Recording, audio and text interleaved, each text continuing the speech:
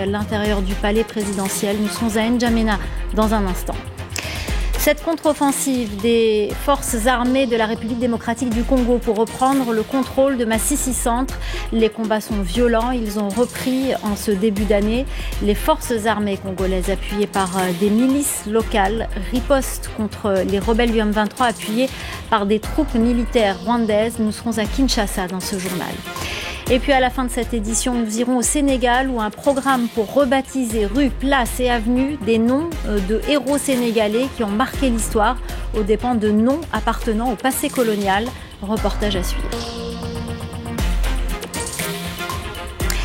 Soirée mouvementée au Tchad, mais la situation est désormais sous contrôle. Des tirs nourris ont été entendus près de la présidence et dans les quartiers alentours. De nombreux ministres ont pris la parole à travers des vidéos postées sur Facebook pour dire que la situation était sous contrôle. Le ministre des Affaires étrangères tchadien et porte-parole du gouvernement, Abdourahmane Koulamala, parle d'une tentative de déstabilisation éradiquée. On l'écoute. La situation est sous contrôle. C'est un petit incident qui s'est passé. Je suis actuellement à la présidence de la République. Comme vous voyez, il n'y a absolument rien. Tout est calme. Je veux que vous soyez rassurés. On est là et nous défendrons notre pays au prix de notre sang. Soyez calmes. Il n'y a rien. Il n'y a absolument rien. Nous sommes tous mobilisés. Les forces de défense et de sécurité sont mobilisées. Et tout a été éradiqué. Toute cette tentative de déstabilisation a été éradiquée. Et nous avons joint tout à l'heure notre correspondant à N'Djamena, Harold Girard. Il revient sur le déroulé de la soirée. Écoutez. Bonsoir. Pour l'instant, les informations dont on est sûr, dont on a eu confirmation par des sources civiles, mais aussi au moins 2 sources militaires, c'est que ces tirs, ils sont arrêtés au moment où on parle.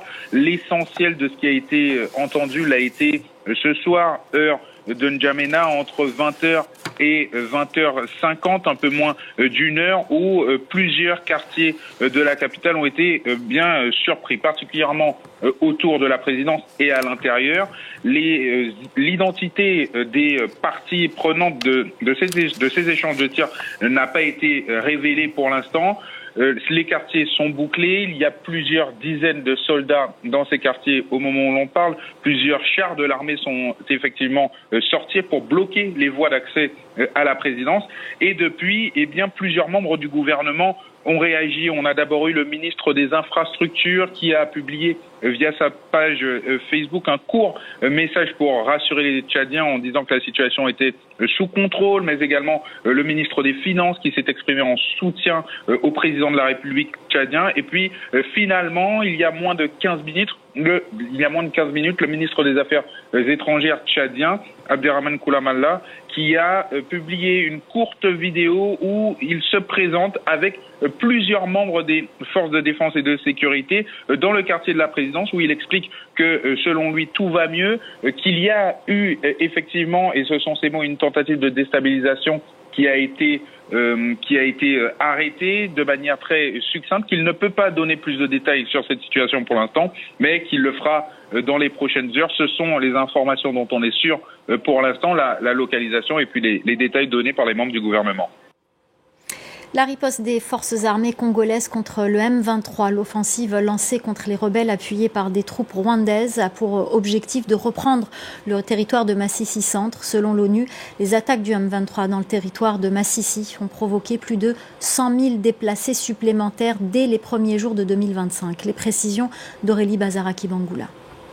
Les affrontements se sont intensifiés dès le matin dans le territoire de Masisi. Le porte-parole de l'armée au Nord Kivu, le colonel Njinke, a affirmé sur son compte X qu'une contre-offensive avait été lancée par les forces armées congolaises.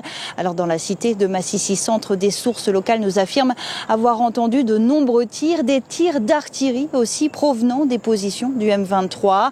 Des groupes de Wazalendo, ces milices locales pro-gouvernementales engagées dans les affrontements, nous affirment avoir repris le contrôle de de la cité. Alors l'armée congolaise n'a pas encore confirmé l'information et le général Ekenge, porte-parole de l'armée, nous a dit que des combats se poursuivent autour de la cité de Masisi Centre.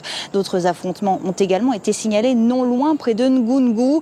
Alors plus de 100 000 personnes ont fui les affrontements en moins d'une semaine selon les Nations Unies. Des civils qui ont aussi été blessés. Médecins sans frontières évoquent au moins 75 personnes prises en charge ces derniers jours dans les hôpitaux du territoire. La réaction de Washington face aux violences au Soudan. La Maison-Blanche a formellement accusé les forces de soutien rapide d'avoir commis un génocide au Soudan et a imposé des sanctions contre le chef du groupe paramilitaire.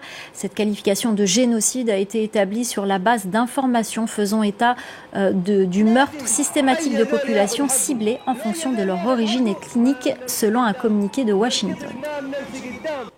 En Guinée, la condamnation de l'opposant Aliouba à 2 ans de prison ferme pour offense et diffamation à l'encontre du président Mamadi Doumbouya a provoqué l'indignation. Les réactions sont nombreuses et l'inquiétude de l'opposition est grandissante, surtout à la veille des 6 mois de l'enlèvement des 2 activistes Fonike Mengue et Biloba. Pour en parler, nous recevons notre confrère de RFI, Sidi Ansane. Merci d'être avec nous. Vous connaissez très bien la Guinée et vous suivez l'actualité du pays pour RFI.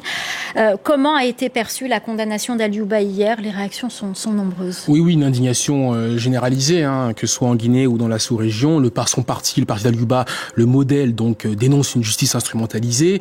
Les forces vives qui sont en fait une coalition de forces d'opposition, de partis d'opposition et d'organisations de la société civile, dont le FNDC, eux parlent, je les cite, d'une junte allergique à la vérité. Et puis vous avez évidemment les institutions, notamment comme Amnesty, les ONG, qui ont aussi réagi dans cette condamnation, les avocats qui parlent d'une justice totalement politisée, d'un kidnapping judiciaire même, pour définir les conditions dans lesquelles M. Aliouba a été enlevé, parce que c'est comme ça qu'ils le disent en fait les avocats, en tout cas a été interpellé, arrêté fin décembre. Donc c'est une indignation collective sur cette accusation d'offense au chef de l'État, qui n'a, selon le juge en tout cas, il décide que cette accusation à l'offense au chef de l'État, que cette offense est avérée, sauf que les avocats et même qui retrouvaient les passages vidéo ou incriminants, selon les juges en tout cas, Aliouba, il n'y a pas de trace en tout cas réellement d'offense réelle. Il y a une critique des autorités de transition, mais une offense, une insulte dans ce sens-là,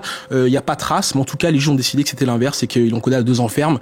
Donc ils sont en train de créer une espèce de prisonniers politiques qui sont en train de mandéliser d'une certaine manière, quoi. Donc on va voir où ça va mener, mais c'est une inquiétude pour beaucoup de forces politiques sur le pays. Ouais. Alors justement, une inquiétude grandissante. Demain, cela fera 6 mois, jour pour jour, que les 2 activistes Fonike Mengue et Biloba ont été enlevés. On est toujours sans nouvelles d'eux et l'opposition, avec tous ces arrestations, ces disparitions, est de plus en plus inquiète.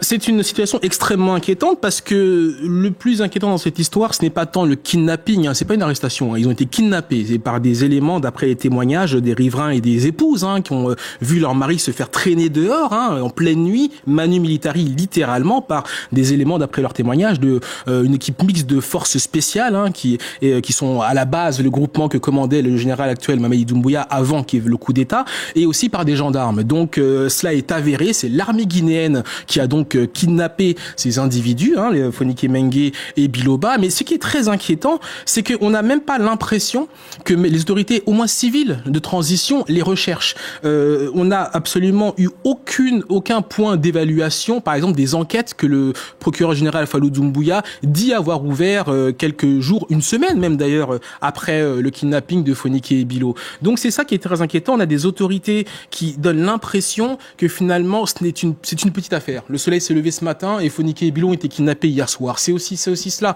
Et c'est inquiétant parce que il y a une espèce d'institutionnalisation, si vous voulez, de généralisation du kidnapping. Et on a le confrère Habib Marwan Kamara qui a été kidnappé dans son véhicule. Il se rendait à un rendez-vous en pleine nuit par des gendarmes. Ça aussi, ça a été avéré par des témoins qui ont fait preuve d'une grande violence en cassant son pare-brise, en l'extrayant de sa voiture. On ne sait pas où il est aujourd'hui. L'ex-secrétaire général des Mines, l'ex-secrétaire général du ministère des Mines, Sadouni Maga, qui était en fait une espèce de ministre des Mines bis sous Alpha Condé, est kidnappé aussi depuis plusieurs semaines. Et là non plus, pas du tout d'enquête, pas de propos de la part de la justice ni de la police. Donc c'est ce sentiment d'impunité de personnes qui enquêtent, qui enlèvent a priori, compris, tout le monde selon les intérêts visiblement des autorités qui ne semblent pas du tout s'intéresser à ce cas-là. Ça veut dire qu'en fait, dans ce territoire où 14 millions de Guinéens et de Guinéennes cohabitent, tout le monde finalement peut faire l'objet d'un kidnapping dans la mesure où les autorités ne donnent pas l'impression de s'y atteler.